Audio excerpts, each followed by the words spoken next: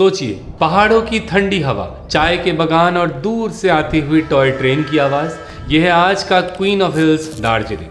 लेकिन क्या आपको पता है कि इस खूबसूरत शहर का नाम, यहाँ की ज़मीन, यहाँ का मालिकाना हक, तीनों ही लंबे खेल, साजिश और चालाकी का नतीजा है।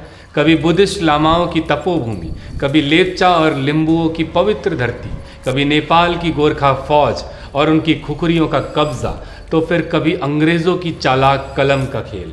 दार्जिलिंग का सफ़र किसी बॉलीवुड थ्रिलर से कम नहीं है। आज ये hill station world famous tourism spot है, लेकिन कभी यहाँ सत्ता, धर्म और व्यापार की शतरंज खेली जाती थी। क्या है डीड ऑफ दार्जिलिंग?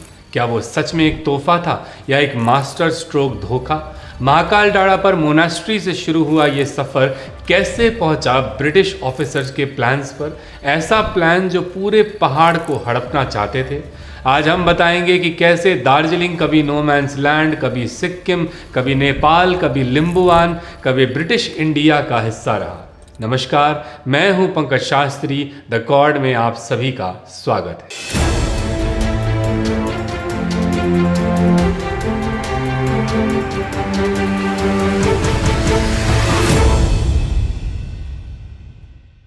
दार्जिलिंग का इतिहास जितना खूबसूरत और रहस्यों से भरा है, उतना ही इंटरेस्टिंग है उसके नाम का सफ़र।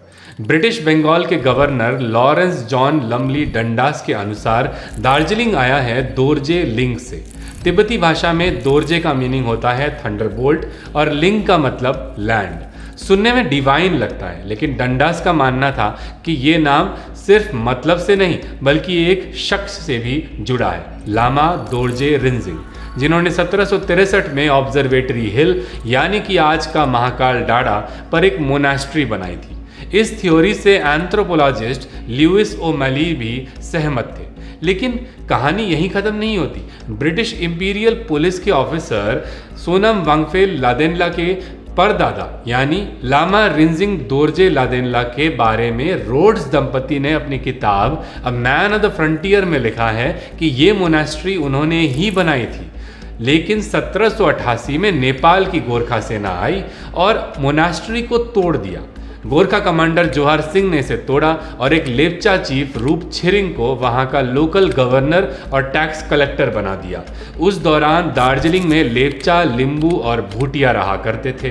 तो लेप्चास की भी अपनी कहानी है और उनके मुताबिक दार्जिलिंग उनके दार्जू लैंग से बना है, मतलब सौंदर्य के भगवान की भूमि। दोरजेलिंग मोनास्ट्री बनने से पहले से ही लेप्चा लोग यहाँ पूजा किया करते थे और लेप्चास मानते हैं कि उनके भगवान यहाँ आते थे आराम करने के लिए। सोचिए, उस वक्त पहाड़ कितना शांत होता होगा कि भगवान तक यहाँ आकर रहा करते थे। लेकिन एक तीसरी कहानी भी है कि किराती राय लोग महाकाल डाड़ा के नीचे वाली गुफा में पूजा करते थे, जिसे वह दुआ लिंग कहते थे, यानी पत्थरों वाली जगह। और बस यही पत्थरों वाली जगह एक दिन ब्रिटिश के डायमंड प्लॉट का हिस्सा बन गई।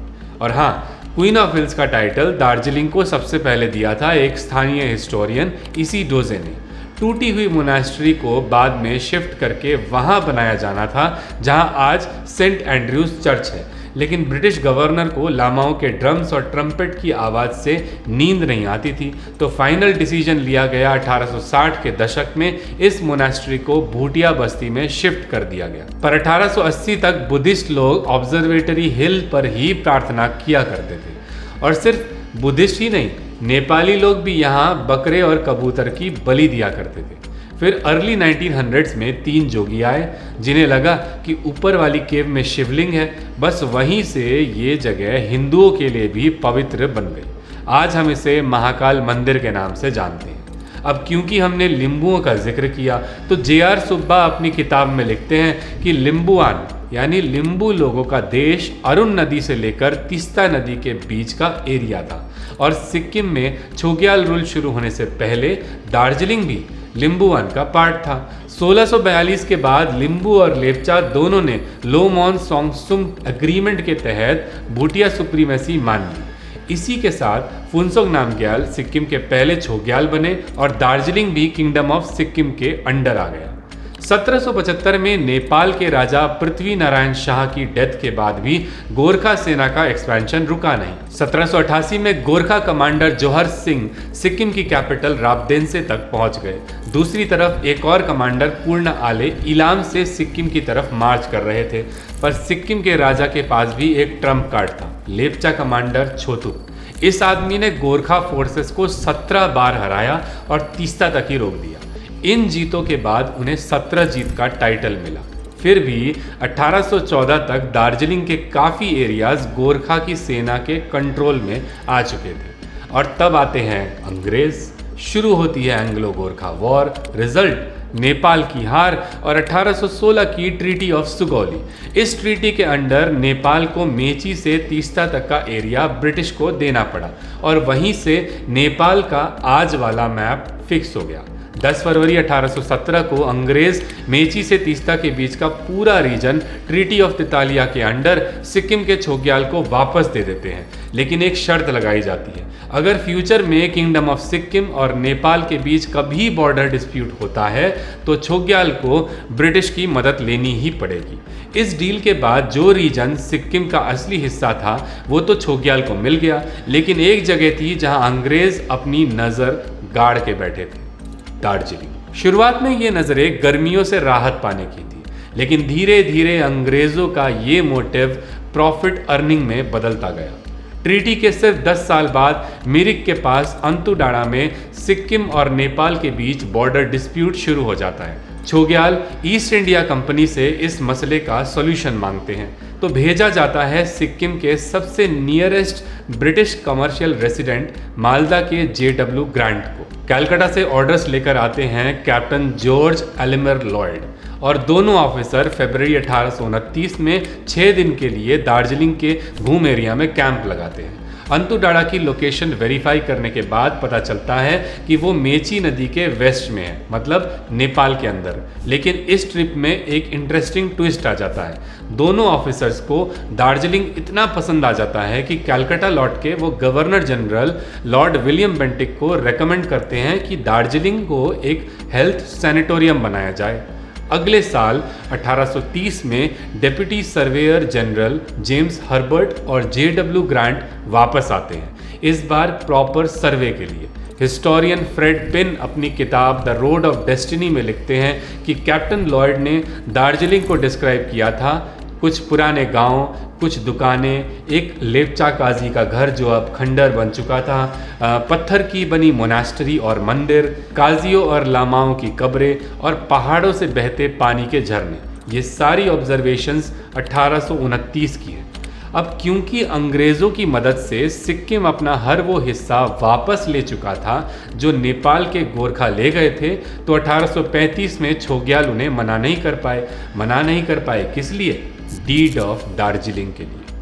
ये डीड साइन होती है 1 फरवरी 1835 को। इसमें ईस्ट इंडिया कंपनी ने छोग्याल से दार्जिलिंग को लीज पे मांगा, सिर्फ 3000 रुपये साल का रेंट देकर। डॉक्यूमेंट लेपचा लैंग्वेज में लिखा गया था और छोग्याल सुखफुट नामग्याल ने बिना ज़्यादा समझे सिर्फ दोस्ती के नाते सील लगा दी।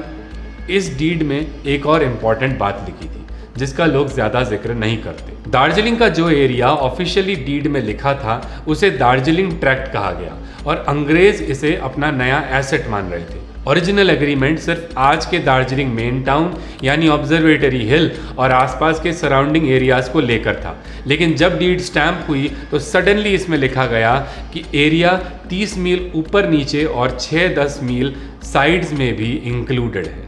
ये क्लियरली दिखाता है कि कैप्टन लॉयड जिनके साथ छोग्याल ने डीड साइन की थी वो एकदम चालाक आदमी थे। एक भूटिया राजा को लेपचा में लिखा डॉक्यूमेंट दिया गया जिसे शायद छोग्याल ने पढ़ा भी नहीं, शायद सिर्फ ये सोचकर कि अंग्रेज साहब हैं, धोखा क्यों देंगे। छोग्याल को लगता था कि इस डीड के बदले उन्हें कोई अच्छा कंपनसेशन मिलेगा, लेकिन ऐसा हुआ नहीं। जब अंग्रेजों ने दार्जिलिंग में रोड और घर बनाने का काम शुरू किया तो छोग्याल ने इसका प्रोटेस्ट किया।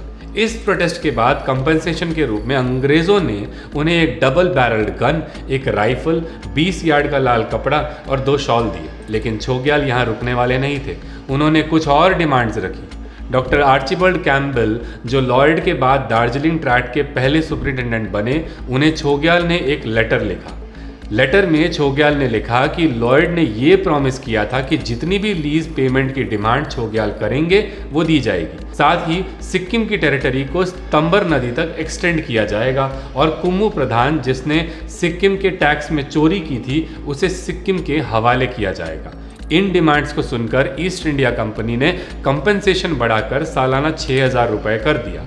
लेकिन अंग्रेज़ों को तब एक बात समझ आ चुकी थी कि दार्जिलिंग के इस रीजन पर सवाल हमेशा ही उठते रहेंगे। छोग्याल की डिमांड थी कि सिक्किम बॉर्डर को तंबर नदी तक बढ़ाया जाए, लेकिन वो पॉसिबल नहीं था क्योंकि वो रीजन सुगौली संधि में नेपाल को मिल चुका था। कुम्मू प्रधान भी नेपाल में था और अंग्रेज़ों और नेपाल के बीच एक्सट्रेडिशन ट्रीटी का कोई सिस्टम ही नहीं था। सच कहें तो अगर उस वक्त अंग्रेज़ दार्जिलिंग को सिक्किम को वापस कर देते तो शायद आज भी ये सिक्किम का ही हिस्सा होता। इसी बात को लेकर आज भी सिक्किम दार्जिलिंग मर्जर एक पॉलिटिकल मुद्दा बना हुआ है। हमने इस मुद्दे को डिटेल में कवर किया है हमारी वीडियो सिक्किम दार्जिलिंग मर्जर में, जिसका लिंक आपको नीचे डिस्क्रिप्शन बॉक्स में मिलेगा। दार्जिलिंग सिक्किम को वापस ना देने के पीछे अंग्रेज़ों के अपने रीजंस थे। एक तो इंफ्रास्ट्रक्चर बनाने में काफ़ी पैसा लग चुका था, दूसरा दार्जिलिंग के प्लॉट्स कलकत्ता के वेल्दी लोगों और बिजनेसमैन को बेचे जा चुके थे, और तीसरा ये कि दार्जिलिंग अब उनकी एक स्ट्रैटेजिक ज़रूरत बन चुका था। हाँ, दार्जिलिंग तो उनके कब्जे में था, लेकिन उस तक पहुंचने का रास्ता अब भी सिक्किम के ही कंट्रोल में था। यानी छोग्याल चाहे तो अंग्रेज़ों का दार्जिलिंग एक्सेस कभी भी रोक सकते थे। कई लोग आज भी कहते हैं कि दार्जिलिंग को सिक्किम के छोग्याल ने अंग्रेज़ों को एक गिफ्ट के तौर पर दिया था, लेकिन सच कहूँ तो ये बात पूरी तरह सही नहीं है। अंग्रेज़ों का असली प्लान कुछ और ही था। उन्हें सिक्किम की मर्जी के बिना भी दार्जिलिंग पहुंचना था, और इसके लिए डीड ऑफ दार्जिलिंग को एक बेकार बिना इम्पोर्टेंस का कागज़ बनाना ज़रूरी था। ये तभी पॉसिबल होता जब एक मिलिट्री कॉन्क्वेस्ट होता। इस मिलिट्री कॉन्क्वेस्ट की कहानी पर हम थोड़ी देर में आते हैं। गोरखा सेना पहले ही वापस जा चुकी थी, अंग्रेज़ आ चुके थे और सिक्किम ने दार्जिलिंग को हमेशा हमेशा के लिए खो दिया था। नवंबर 1836 में ईस्ट इंडिया कंपनी ने दार्जिलिंग में एक सैनिटोरियम बनाने का सर्वे शुरू किया। इस काम के लिए गवर्नर जनरल ने अपने सर्जन डॉक्टर चैपमैन और लॉयड, जो अब लेफ्टिनेंट कर्नल बन चुके थे, उन्हें भेजा। लॉयड को गवर्नमेंट एजेंट इंचार्ज बनाया गया ताकि सिक्किम के राजा के साथ रिलेशंस मजबूत हों और सैनिटोरियम का कंस्ट्रक्शन शुरू हो सके। पर एक बड़ी प्रॉब्लम थी, मजदूर कहाँ से आएंगे?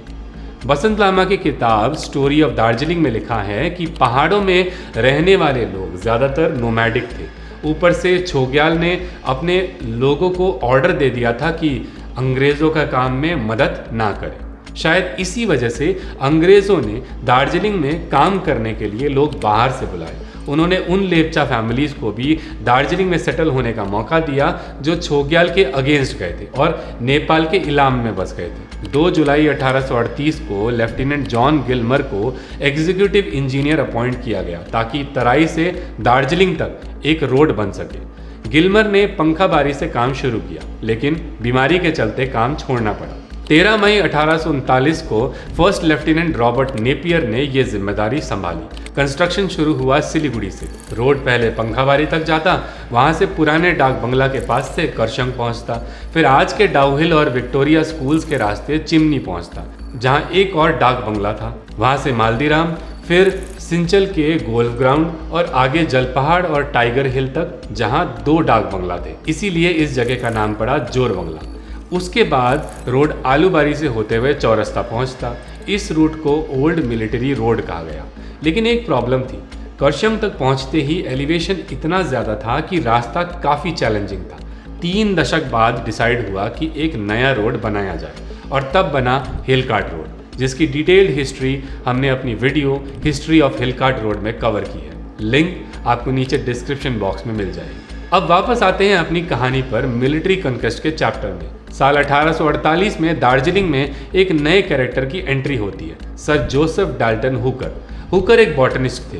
उन्होंने दार्जिलिंग में आकर वहाँ के प्लांट्स और एनिमल्स को डिस्कवर किया जो सदियों से पहाड़ों में मौजूद थे। अजीब बात यह है कि इन नामों के लिए भी अंग्रेज़ों का नाम जोड़ा जाएगा, लेकिन उन लेप्चाओं का नहीं जो इन्हीं प्लांट्स और एनिमल्स के साथ सदियों से रहते आए हैं। अब दार्जिलिंग के बाद हुकर को जाना था सिक्किम, वहाँ भी नामकरण करने के लिए, लेकिन छोग्याल ने उनकी रिक्वेस्ट को डिक्लाइन कर दिया। तो फिर 15 दिसंबर 1848 में हुकर नेपाल के रास्ते होते हुए सिक्किम में बिना परमिशन लिए घुस गए। अपनी सक्सेसफुल जर्नी के बाद वो दार्जिलिंग वापस आए 19 जनवरी 1849 में। Next trip doctor Archibald Campbell भी उनके साथ गए।